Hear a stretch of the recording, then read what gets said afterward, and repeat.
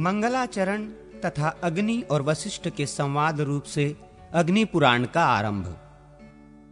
लक्ष्मी, सरस्वती, पार्वती, गणेश, कार्तिकेय, महादेव जी, ब्रह्मा, अग्नि, इंद्र आदि देवताओं तथा भगवान वासुदेव को मैं नमस्कार करता हूं।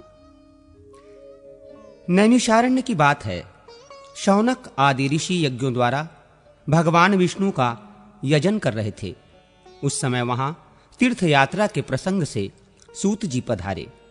महर्षियों ने उनका स्वागत सत्कार करके कहा।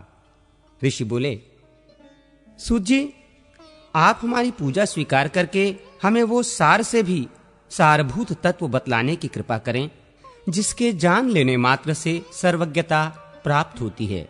सूत जी ने कहा, ऋषियों, भगवान विष्णु ही सार से भी सार तत्व हैं। वे सृष्टि और पालन आदि के कर्ता और सर्वत्र व्यापक हैं। वो विष्णु स्वरूप ब्रह्म मैं ही हूं। इस प्रकार उन्हें जान लेने पर सर्वज्ञता प्राप्त हो जाती है। ब्रह्म दो स्वरूप जानने के योग्य हैं, शब्द ब्रह्म और पर ब्रह्म। दो विद्याएं भी जानने के योग्य हैं, अपरा विद्या और पराविद्या। ये अथर्व वेद की श्रुति का कथन है। एक समय की बात है, मैं, सुखदेव जी तथा पैल आदि ऋषि बद्रिकाश्रम को गए और वहां व्यास जी को नमस्कार करके हमने प्रश्न किया। तब उन्होंने हमें सार तत्व का उपदेश देना आरंभ किया।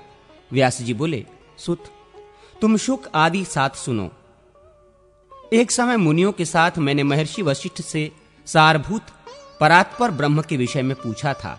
उस समय उन्होंने मुझे जैसा उपदेश दिया था वही तुम्हें बतला रहा हूं। वशिष्ठ जी ने कहा, व्यास, मैं सर्वांतर्यामी ब्रह्म के दो स्वरूप हैं, मैं उन्हें बताता हूं, सुनो। पूर्व काल में ऋषि मुनि तथा देवताओं सहित मुझसे अग्निदेव ने इस विषय में जैसा जो कुछ भी कहा था वही मैं तुम्हें बता रहा हूं। अग्नि पुराण सर्वोत्कृष्ट है। इसका एक एक अक्षर ब्रह्म विद्या है, अतएव यह परम ब्रह्म स्वरूप है। ऋग्वेद आदि संपूर्ण वेद शास्त्र अपर ब्रह्म है। पर ब्रह्म स्वरूप अग्नि पुराण संपूर्ण देवताओं के लिए परम सुखद है। अग्नि देव द्वारा जिसका कथन हुआ है वो आग्नेय पुराण वेदों के सर्वतुल्य सर्वमान्य है। ये पवित्र पुराण अपने पाठकों और श्रोताजनों को भोग तथा मोक्ष प्रदान करने वाला है। भगवान विष्णु ही कालाग्नि रूप से विराजमान हैं। वे ही ज्योतिर्मय परात्पर पर ब्रह्म हैं। ज्ञान योग तथा कर्म योग द्वारा उन्हीं का पूजन होता है।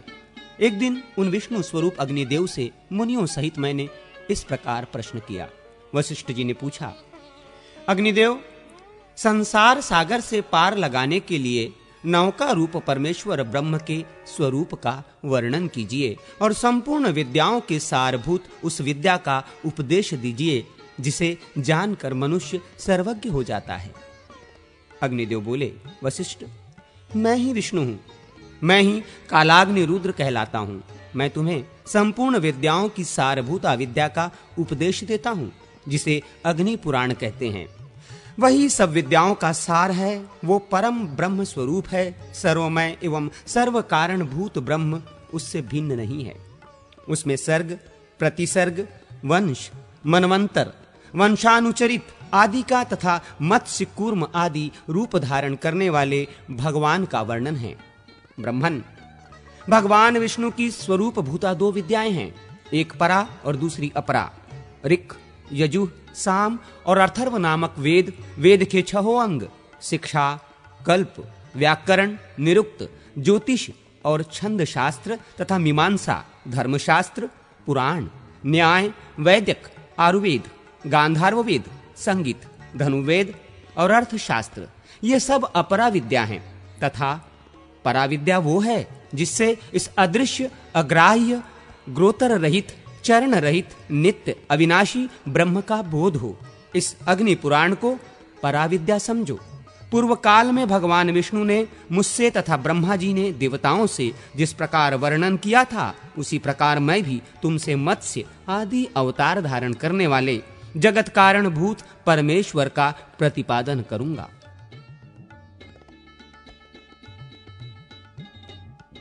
मत्स्यावतार की कथा।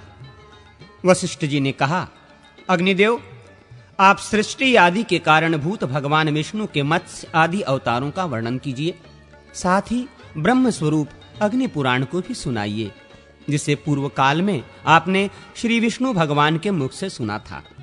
अग्निदेव बोले, वशिष्ठ सुनो, मैं श्रीहरि के मत्स्यावतार का वर्णन करता हूँ। अवतार धारण का कार्य दुष्टों के विनाश तथा साधु पुरुषों की रक्षा के लिए होता है। बीते हुए कल्प के अंत में ब्राह्म नामक नैमित्तिक प्रलय हुआ था। मुने, उस समय भू आदि लोक समुद्र के जल में डूब गए थे। प्रलय के पहले की बात है। व्यवस्थ मनु भोग और मोक्ष की सिद्धि के लिए तपस्या कर रहे थे। एक दिन जब वे कृतमाला नदी से जल से पितरों का तर्पण कर रहे थे, उनकी अंजलि के जल में एक बहुत छोटा सा मत्स्य आ गया। राजा ने उसे जल में फेंक देने का विचार किया। तब मत्स्य ने कहा, महाराज, मुझे जल में न फेंको, यहाँ ग्राह्य आदि जल जंतुओं से मुझे भय है। ये सुनकर मनु ने उसे अपने कलश के जल में डाल दिया। मत्स्य उसमें पड़ते ही बड़ा हो गया और पुनः मनु से बोला, राजन, मुझे इससे बड़ा स्थान दो। उसकी ये बात सुनकर राजा ने उसे एक बड़े जलपात्र, नाद या कुंडा आदि में डाल दिया। उसमें भी बड़ा होकर मत्स्य राजा से बोला, मनो, मुझे कोई विस्तृत स्थान दो।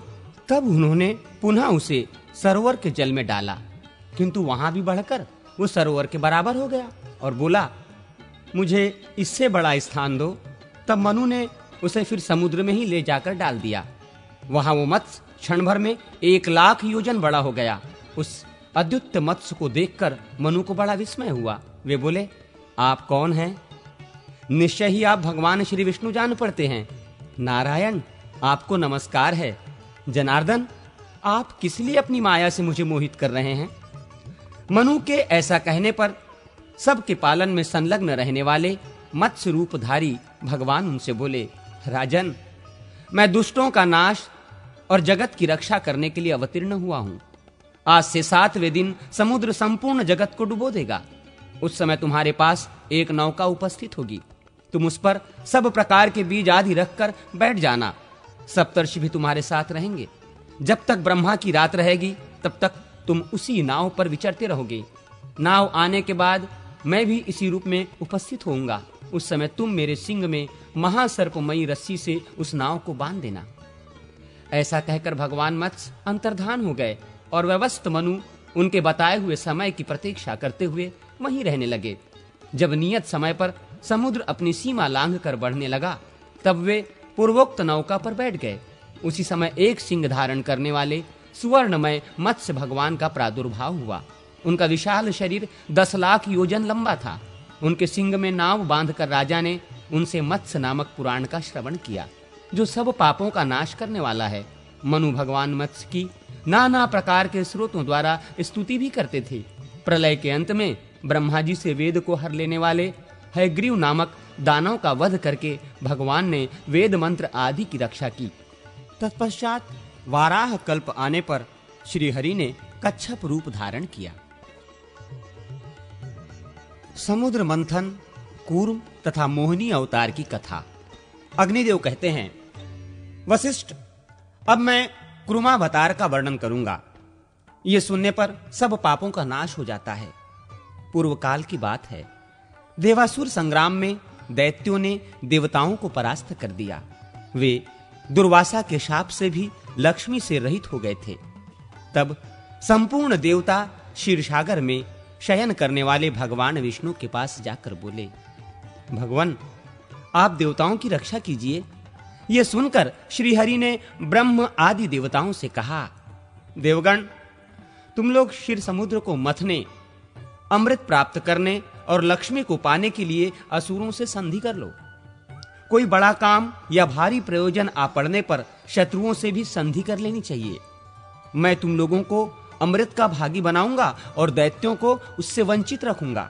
मंदराचल को मथानी और वासुकी नाग को नेति बनाकर आलस्य रहित हो मेरी सहायता से तुम लोग क्षीर सागर का मंथन करो। भगवान विष्णु के ऐसा कहने पर देवता दैत्यों के साथ संधि करके क्षीर समुद्र पर आए। फिर तो उन्होंने एक साथ मिलकर समुद्र मंथन आरंभ किया। जिस ओर वासुकी नाग की पूंछ थी, उसी ओर देवता खड़े थे। दानव वासुकी नाग के निश्वास से क्षीण हो रहे थे और देवताओं को भगवान अपनी कृपा दृष्टि से परिपुष्ट कर रहे थे। समुद्र मंथन आरंभ होने पर कोई आधार न मिलने से मंदराचल पर्वत समुद्र में डूब गया। तब भगवान विष्णु ने कूर्म कछुए का रूप धारण करके मंदराचल को अपनी पीठ पर रख लिया। फिर जब समुद्र मथा जाने लगा तो उसके भीतर से हलाहल विष प्रकट हुआ। उसे भगवान शंकर ने अपने कंठ में धारण कर लिया। इससे कंठ में काला दाग पड़ जाने के कारण वे नीलकंठ नाम से प्रसिद्ध हुए।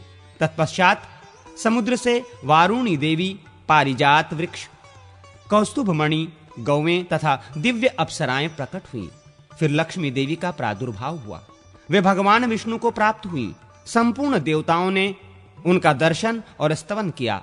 इससे वे लक्ष्मीवान हो गए। तदनंतर भगवान विष्णु के अंशभूत धन्वंतरी, जो आयुर्वेद के प्रवर्तक हैं, हाथ में अमृत से भरा हुआ कलश लिए प्रकट हुए। दैत्यों ने उनके हाथ से अमृत छीन लिया और उसमें से आधा देवताओं को देकर वे सब चलते बने। उनमें जंभ आदि दैत्य प्रधान थे। उन्हें जाते देख भगवान विष्णु ने स्त्री का रूप धारण किया। उस रूपवती स्त्री को देखकर दैत्य मोहित हो गए और बोले, सुमुखी, तुम हमारी भार्या हो जाओ और ये अमृत लेकर हमें पिलाओ। बहुत अच्छा कहकर भगवान ने उनके हाथ से अमृत ले लिया और उसे देवताओं को पिला दिया। उस समय राहु चंद्रमा का रूप धारण करके अमृत पीने लगा। तब सूर्य और चंद्रमा ने उसके कपट वेश को प्रकट कर दिया। ये देख भगवान श्रीहरि ने चक्र से उसका मस्तक काट डाला। उसका सिर अलग हो गया और भुजाओं सहित धड़ अलग रह गया। फिर भगवान को दया आई और उन्होंने राहु को अमर बना दिया। तब ग्रह स्वरूप राहु ने भगवान श्रीहरि से कहा, इन सूर्य और चंद्रमा को मेरे द्वारा अनेकों बार ग्रहण लगेगा। उस समय संसार के लोग जो कुछ दान करें वो सब अक्षय हो। भगवान विष्णु ने तथास्तु कहकर संपूर्ण देवताओं के साथ राहु की बात का अनुमोदन किया। इसके बाद भगवान ने स्त्री रूप त्याग दिया, किंतु महादेव जी को भगवान के उस रूप का पुनर्दर्शन करने की इच्छा हुई। अतः उन्होंने अनुरोध किया, भगवान, आप अपने स्त्री रूप का मुझे दर्शन करावें। महादेव जी की प्रार्थना से भगवान श्रीहरि ने उन्हें अपने स्त्री रूप का दर्शन कराया। वे भगवान की माया से ऐसे मोहित हो गए कि पार्वती जी को त्याग कर उस स्त्री के पीछे लग गए। उन्होंने नग्न और उन्मत्त होकर मोहिनी के केश पकड़ लिए। मोहिनी अपने केशों को छुड़ाकर वहां से चल दी। उसे जाती देख महादेव जी भी उसके पीछे पीछे दौड़ने लगे। उस समय पृथ्वी पर जहां वहां भगवान शंकर का वीर्य गिरा, वहां वहां शिवलिंगों का क्षेत्र एवं सुवर्ण की खानें हो गईं। तत्पश्चात ये माया है ऐसा जानकर भगवान शंकर अपने स्वरूप में स्थित हुए। तब भगवान श्रीहरि ने प्रकट होकर शिवजी से कहा, रुद्र, तुमने मेरी माया को जीत लिया। पृथ्वी पर तुम्हारे सिवा दूसरा कोई ऐसा पुरुष नहीं है जो मेरी इस माया को जीत सके। भगवान के प्रयत्न से दैत्यों को अमृत नहीं मिलने पाया, अतः देवताओं ने उन्हें युद्ध में मार गिराया। फिर देवता स्वर्ग में विराजमान हुए और दैत्य लोग पाताल में रहने लगे। जो मनुष्य देवताओं की इस विजय गाथा का पाठ करता है वो स्वर्गलोक में जाता है।